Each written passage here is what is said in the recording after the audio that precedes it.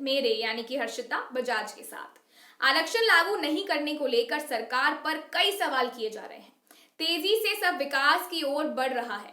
मध्य प्रदेश से सारे देश में मजदूर जाते हैं काम करने, लेकिन प्रदेश में कोई नहीं आता।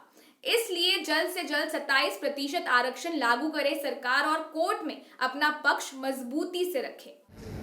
आज से 5 साल पहले जब लोकसभा चुनाव हुए थे, जब कांग्रेस के सबसे कम सांसद थे, प्रदेश में सरकार भाजपा की स्पष्ट बहुमत से बन चुकी थी, तब हमने कांग्रेस चुनी थी और संघर्ष का रास्ता चुना था। पार्टी ने मौका दिया, आज विधायक के रूप में मैं आपके सामने हूं, तो इसका मतलब ये नहीं है कि कोई भी आरोप लगाता रहे। अभी तमाम रात भर मेरे पास फोन आते हैं जाते हैं। हमारे कुछ विरोधी हैं, कंपटीटर हैं हमारे प्रदेश। अभी हमारे सतना जिले के सांसद का आपने देखा होगा कि उन्होंने किस तरह से, कौन सा इशू था, कौशल विकास के नाम पर करोड़ों रुपए का घपला घोटाला सामने आया। हजारों महिलाओं को, हजारों ऐसे गरीब परिवारों को भ्रमित करके करोड़ों रुपए उन्होंने विड्रॉ कर लिए। तो वो लोग आज अपना जो कद बनाए हुए थे, झूठी शान जी रहे थे। जिस ओबीसी वोट के दम पर वो चौथी बार सांसद है, उस वर्ग के लिए उन्होंने कुछ नहीं किया, सिर्फ ओबीसी के नाम पे वोट लिया और पद में आने के बाद से भ्रष्टाचार किया और परिवार का भरण पोषण। बीजेपी के संपर्क में, बीजेपी के बहुत सारे विधायक मेरे संपर्क में हैं, बीजेपी के बहुत सारे विधायक मेरे संपर्क में हैं।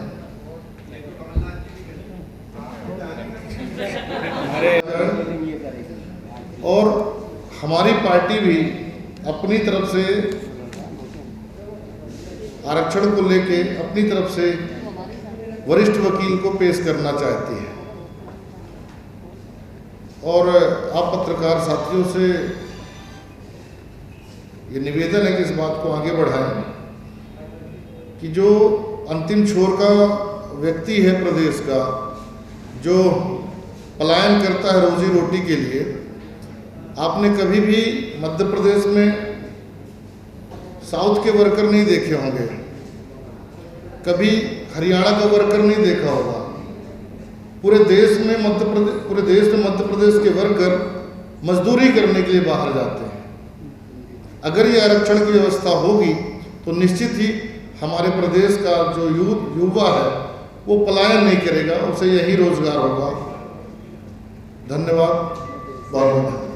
आइए आपको दिखाते हैं विधायक सिद्धार्थ कुशवाहा ने मीडिया से चर्चा के दौरान और क्या बोला। संशोधन करते हुए ये भावना बनाई कि जिसको आवश्यकता है, जो गरीब व्यक्ति है, आरक्षण की व्यवस्था सामाजिक न्याय के सिद्धांत को प्रतिपादित करती है, तो हर वर्ग के आरक्षण का प्रावधान संविधान में है। मध्य प्रदेश में चूँकि 54% पिछड़े वर्ग के हमारे रहवासी रहते हैं, खेतीहर रहते हैं और ग्रामीण परिवेश में ज़्यादा निवास करते हैं।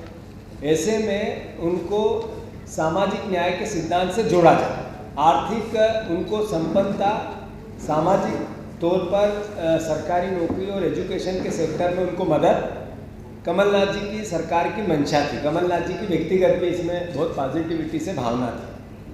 चूँकि ये सरकार नहीं आई है, कोर्ट में जिस तरीके से हेयरिंग हो रही है, जो परेशानी आ रही है, आज भी उसकी तारीख है, तो हमारा मानना है कि सरकार ने उस पर गंभीरता से, आज की सरकार ने काम करना चाहिए।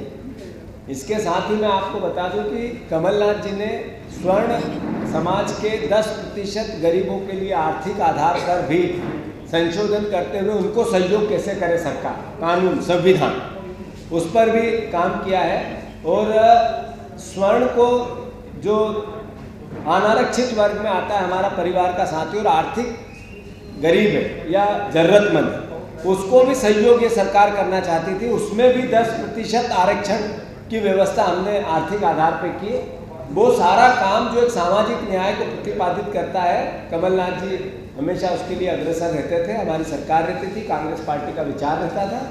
कमलेश्वर जी ने पूरी बात विस्तार से आप लोगों को बता दी है। आज चूँकि तारीख है इस पूरे संदर्भ की, हम मांग करते हैं सरकार से कि इस पर सरकार गंभीरता से ध्यान देते हुए इस वर्ग के अधिकारों की रक्षा। आदरणीय सचिव। भोपाल से किशोर भड़ोनिया की रिपोर्ट, हिंदी न्यूज जंक्शन। आप इसी तरह लगातार खबरों के लिए बने रहिए हिंदी न्यूज जंक्शन के साथ।